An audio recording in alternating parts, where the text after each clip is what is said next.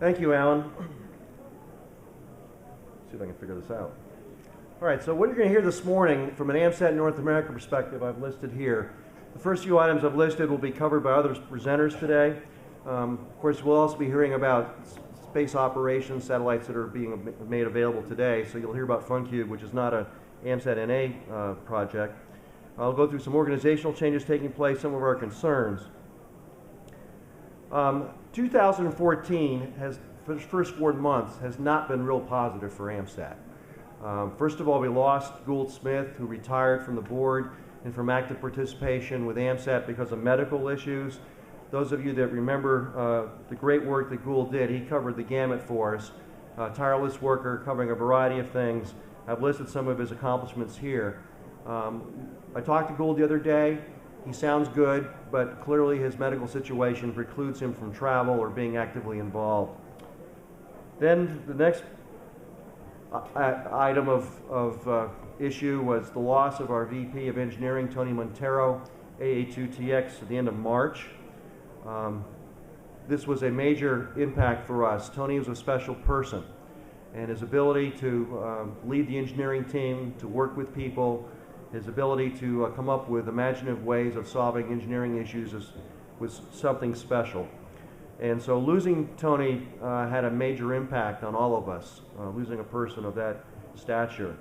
In recognition of Tony's accomplishments with AMSAT, we are engraving on the top PC card that's going in the stack in Fox 1 CubeSat what you see on the screen here, in memory of Anthony Montero, AA2TX, may you rest with the stars. Then the third thing that hit us in the first 4 months of this year was the need to relocate the AMSAT office. The building we were in for over 30 years had had a noticeable decline in terms of its quality. I've listed here some of the issues we ran into. There was new ownership that took over last year that was basically non-responsive. So in January, we started thinking about we're going to have to relocate to a better facility. We were thinking about doing that after Hamvention. As you know, Hamvention's a major effort for us, so why move before Hamvention? Well, we were told to move before the end of April because the building was being closed. And if you got your AMSAT journal already, you saw the picture in the article about the relocation stating, showing actually the picture of the do not occupy sign that was posted on the building. So the schedule was pushed upon us. We made the move over the week of the 25th, and that has been accomplished. It's a definitely better facility for Martha to work in, and we're pleased that she's in a better environment. But as I say here, she's moved in but not quite settled. So a lot of the work that she would have done by now has not been accomplished because of the relocation. That includes the need to have everything reprinted, stationery, forms, and the like. So she has not done renewals. She has not done some of the work that she would normally do because we have to wait for the printers to give us our new materials to be able to finish that administrative work. So please bear with us. A relocation after 30 years is a significant impact on our organization.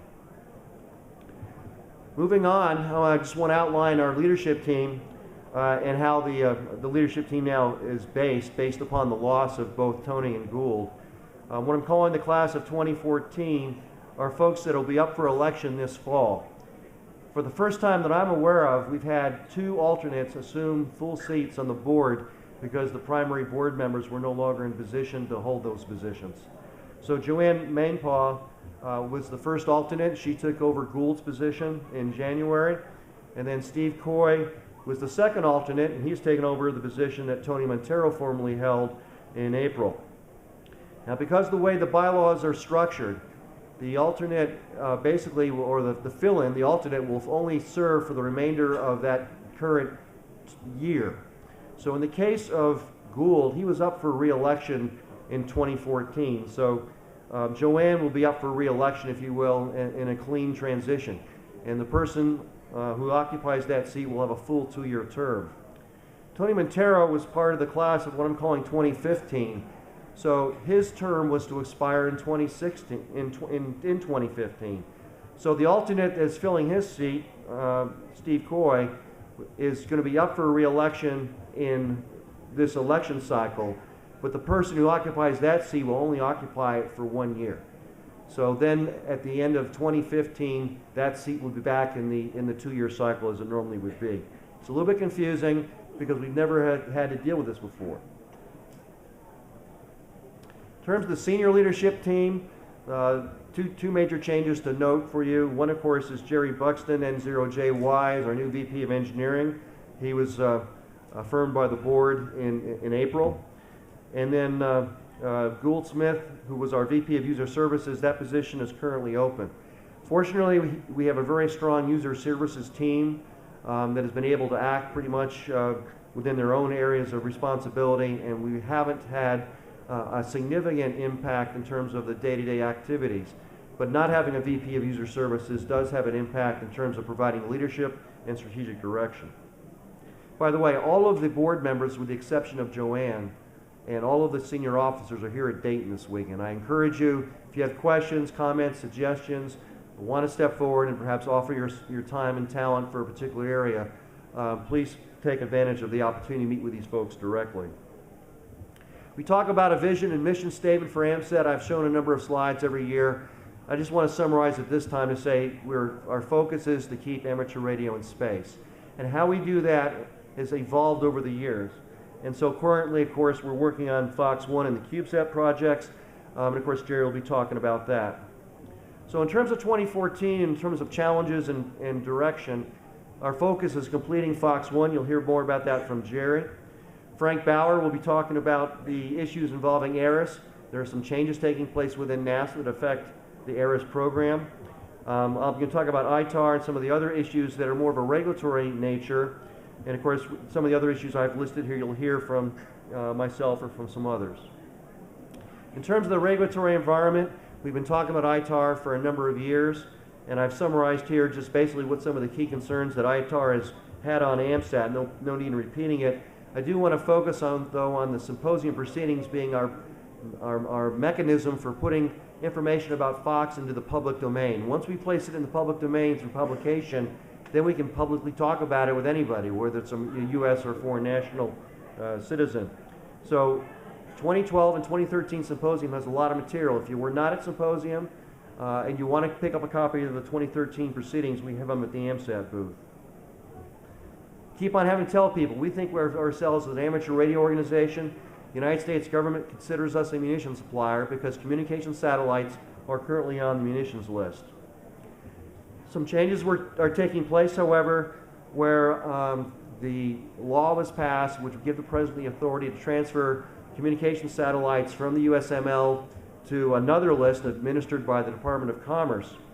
And some preliminary rules came out after Hamvention last year, in fact, the same week or the following week from Hamvention. And we submitted comments to the government by the deadline of July 8th, outlining what we thought needed to be adjusted in their proposed rule changes. The keys are listed here on the slide. We believe amateur radio is distinctly different than commercial satellites. The nature, the cost, the sophistication, and the like. We literally are building these things in our garages, if you will.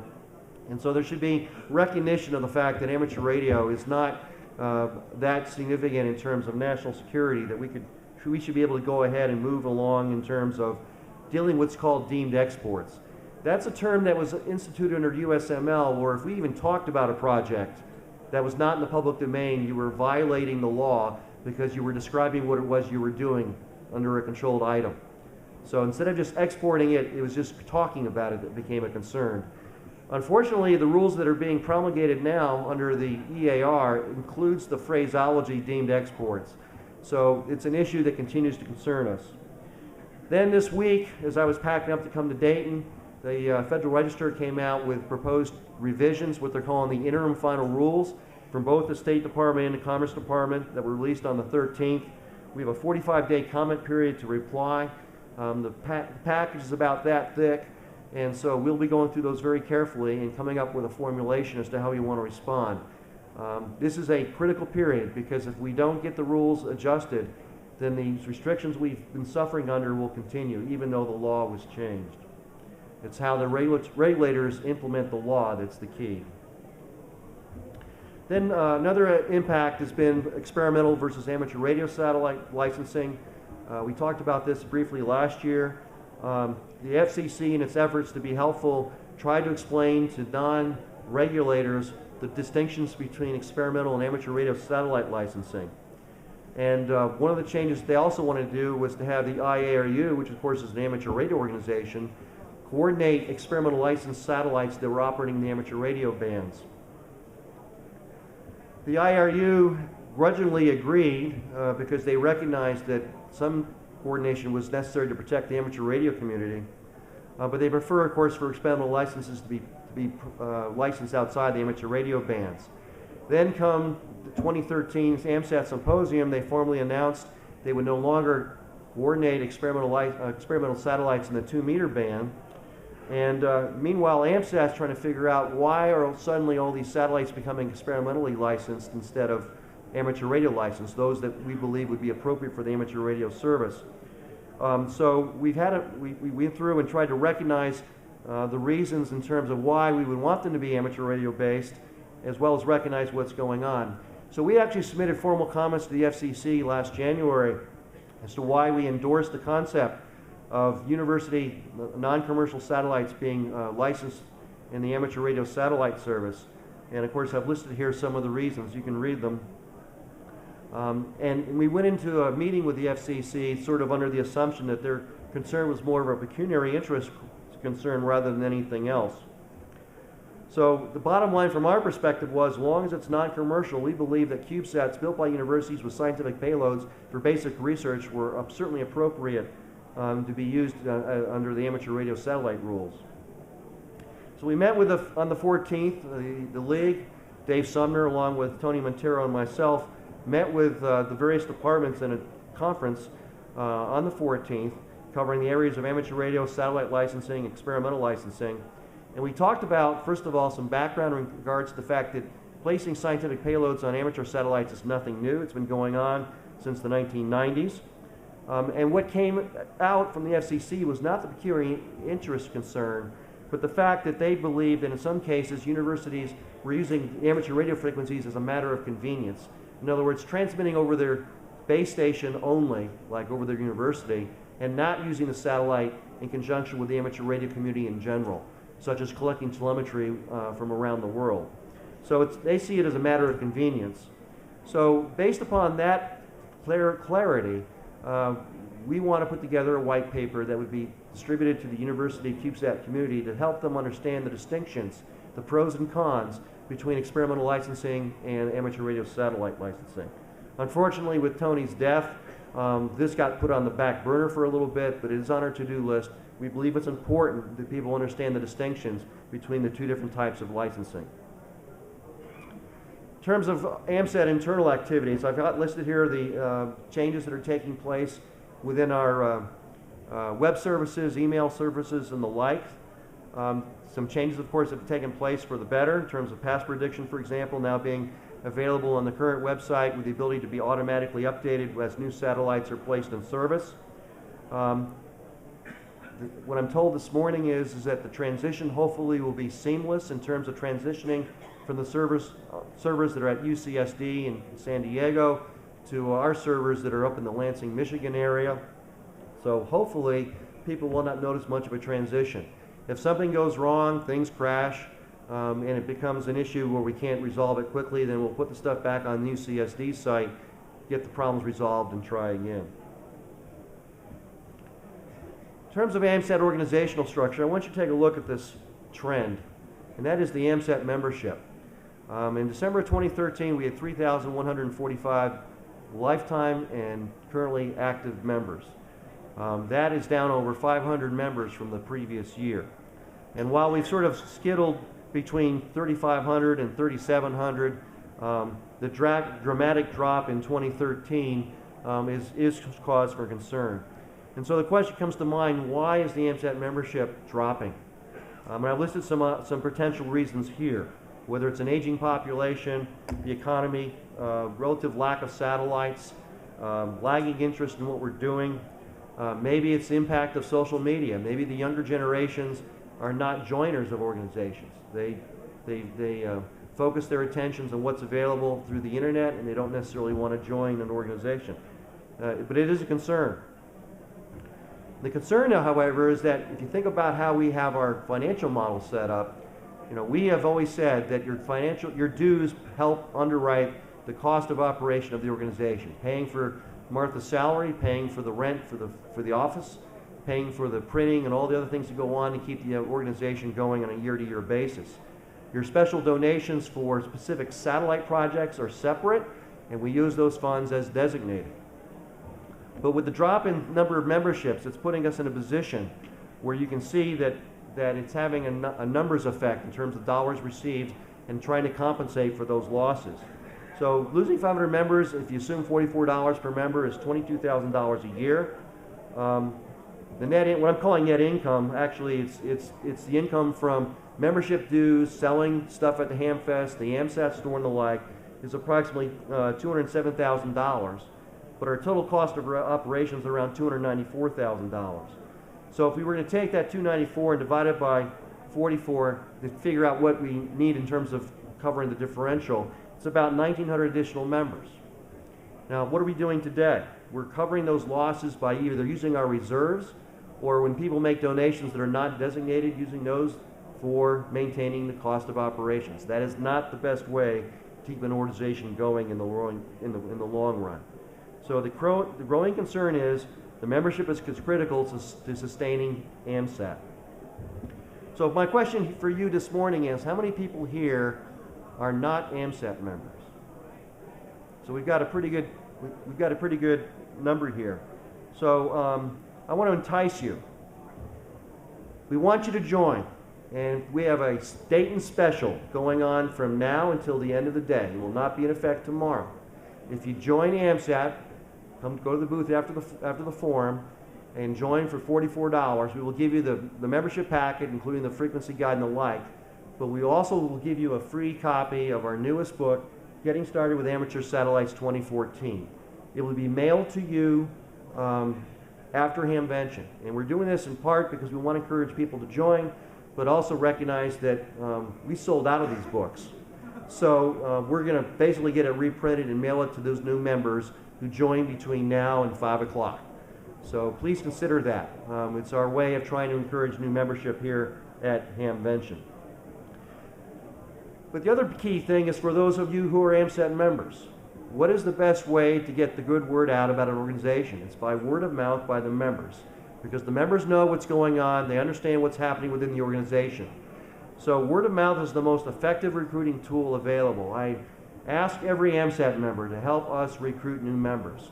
The word you put in at club meetings, the word you put in at gatherings, you talk to people informally about working the satellites, encourage them to join AMSAT. It's critical from our perspective. It's beneficial to the member to be aware of what's going on through the AMSAT Journal and the like. Recognize that in terms of responsibility, we are hopeful that our members understand that your membership due helps you join the club, but it doesn't cost for the investment we have to make in our toys being satellites.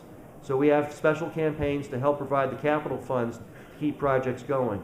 Please think about donating above and beyond the $44 in terms of what we're doing now and down the road. Talk up satellites. Use what's available out there. Write articles for the AMSAT Journal. If you're doing things locally, tell us about it. And volunteer your time and talent.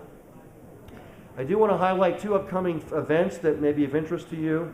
One is, of course, the ARRL National Convention taking place in July in Hartford, Connecticut. They have something called teaching tracks taking place. It's an all-day workshop opportunity for people to focus on particular areas of interest. AMSAT has volunteered to do a satellite workshop in conjunction with the Training Tracks program. You register for it through the 2014 Centennial website, signing up for the Training Tracks program. We're going to do a complete soup to nuts overview of getting started in amateur radio satellites. So I've listed the names of our presenters and what they'll be covering, but we're covering all facets of operating the satellites. So if you don't know anything about getting started and you're interested in learning and getting immersed into it for a full day, this will be a great opportunity for you to experience that. We're also hoping perhaps to have an ARRL contact in conjunction with the convention, and we're hoping to do that through a direct contact. The details are yet to be finalized on that. So I do expect that besides the normal satellite demos, that maybe we'll have an ARRL opportunity as well. We will have an AMSAT booth. We will have an AMSAT forum on Saturday as well as part of the normal convention.